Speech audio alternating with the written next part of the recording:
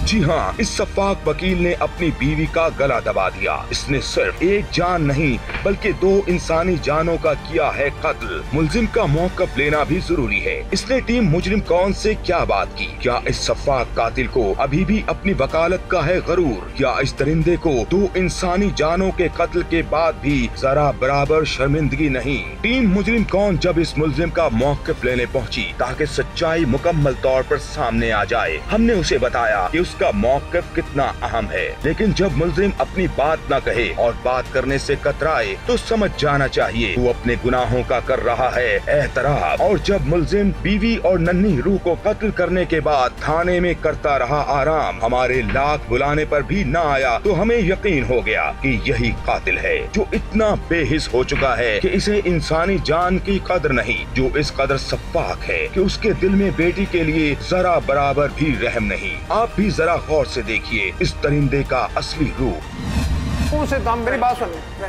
बात सुन ले, बात सुन ले, बात तो सुन लेना यार, बात सुने यार। क्या किस चीज पे घमंड है आपको यार? किस चीज का घमंड है? वकील हो इसलिए कत्ल किया तुमने, 2 कत्ल किए तुमने। बताओ, इधर सामने आओ ना जरा।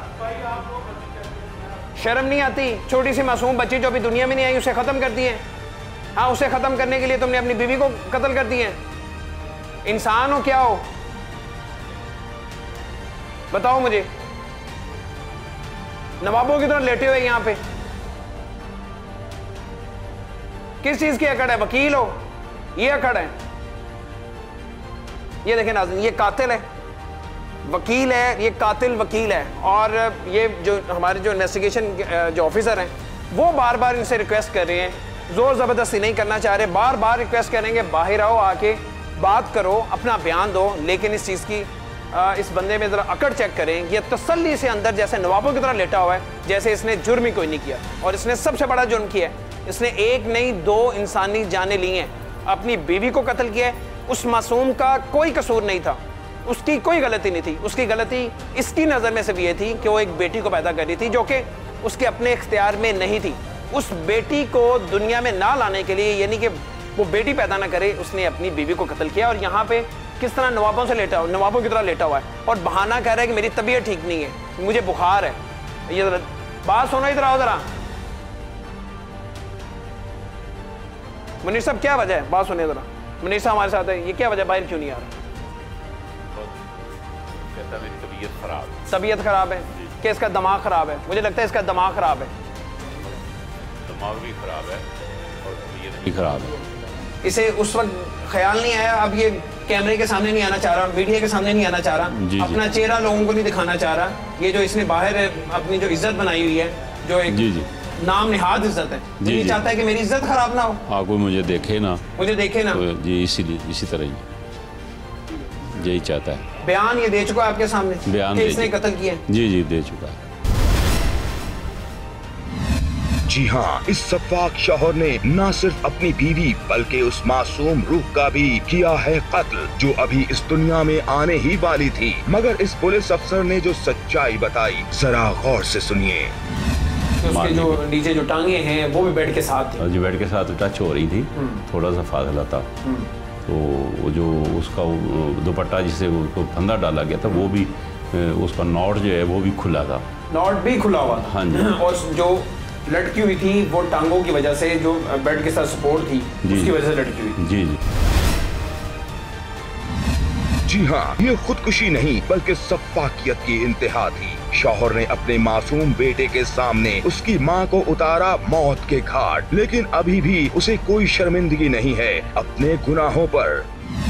2 चीज़ों के ऊपर अकड़ है, एक अपने पैसे के ऊपर अकड़ है और दूसरा जो ये वकील है। इन 2 चीज़ों के ऊपर ने इसको बड़ी अकड़ है। अभी भी अकड़ है। क्या कहता है? मैं बाहर आ जाऊंगा। बातें करता है, जब जाएं देखता रहता है आंखें निकाल के, इस तरह जैसे कोई इसने गुनाह नहीं किया, जैसे हमने कोई गुनाह कर लिया है। जी हाँ, ये वकील अब भी बेहिस है, इसको न जाने किस बात का है गरूर। पुलिस की तफ्तीश में तो यही है कातिल। तो इसका जो खामद है, जो कातिल है, वो वही मौके में मौजूद था? बाहर कहीं था, जब हम गए तो वहाँ पे नहीं था। वहाँ पे नहीं था, यानी वहाँ से भागा हुआ था या बाहर कहीं था? बाहर कहीं निकला हुआ था। बाहर कहीं निकला हुआ? जी।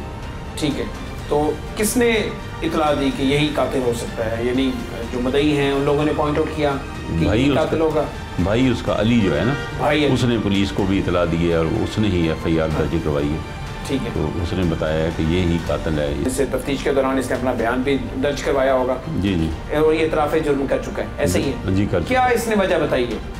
वजह यही बताई है कि वो बेटी पैदा नहीं करना चाहता था, तो उसकी वाइफ जो है वो मानती नहीं थी, इस पर एग्री नहीं हो रही थी।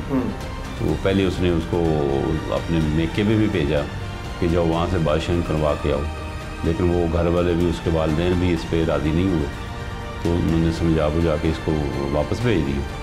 तो ये मौके की तलाश में था, उस दिन इसको मौका मिल गया। सन्नाटा था, लोग बारिश की वजह से लोग अपने घरों में अंदर थे, तो अंदर ही इसने फिर ये सारा मामला। यानी उस दिन ये मंसूबा पहले से कर चुका था, जब शाम ये घर आता है उससे पहले ये मंसूबा कर चुका था कि मैंने आज जाके और इसका काम तमाम कर देना, अपनी बीवी का काम तमाम कर देना, और बेसिकली ये अपनी बेटी को इस दुनिया में नहीं आने देना। जी हाँ, ये वकील आज बेटी की पैदाइश के है खिलाफ। बीवी को इसीलिए इसने उतारा है मौत के घाट कि ये उसकी बेटी को दुनिया में लाने वाली है, इसे इसका नाम देने वाली है। लेकिन ये भूल चुका है कि इसका वजूद भी एक औरत की वजह से है। ये भूल चुका है कि इसे इस दुनिया में लाने वाली भी एक औरत ही है। इसमें औरत का कसूर नहीं, बल्कि ये तो कुदरत का खेल है। जिसे चाहे बेटा दे, जिसे चाहे बेटी, जिसे चाहे महरूम कर दे। लेकिन इस कातिल को क्या मालूम कि नाहक कत्ल कभी छुपता नहीं, सच्चाई बेनकाब होकर रहती है। ये दरवाजा जिस तरह तोड़ा गया है या जिस तरह इसको सुराख किया गया है, तो ये इससे साबित होता है कि ये इसने खुद ही इसमें हाथ डाल के अंदर से चटखनी को, कुंडी को बंद करने के लिए सिर्फ उतना ही सुराख किया जहाँ से हाथ डाल सके। अदरवाइज़ ये अगर इसको पता चल गया था कि अंदर मेरी वाइफ है, तो उसको जोर से सारे दरवाजे को तोड़ सकता था। चाबी भी किसके पास? एक तो चाबी यकीनन बाहर थी, वो खोल सकता था। एक तो बहुत बड़ा सबूत है, वो है जो पोस्टमार्टम रिपोर्ट आई, और उसमें ये वाज़ेह है कि गला दबाया गया है, गला दबा के कत्ल किया गया है। जी जी, गोया पूरा जिस्म तशद्दुद ज़दा था। निम्रा पर ढाई गई थी कयामत। वरसा का शक दुरुस्त था। उनकी बेटी को जालिम शौहर ने उतार दिया था मौत के घाट। क्या शौहर ने एतराफ किया अपने गुनाह का? बताएंगे, मगर पहले सवाल जरूरी है कि आखिर शौहर ने क्यों सूली पर लटकाया अपनी बीवी को?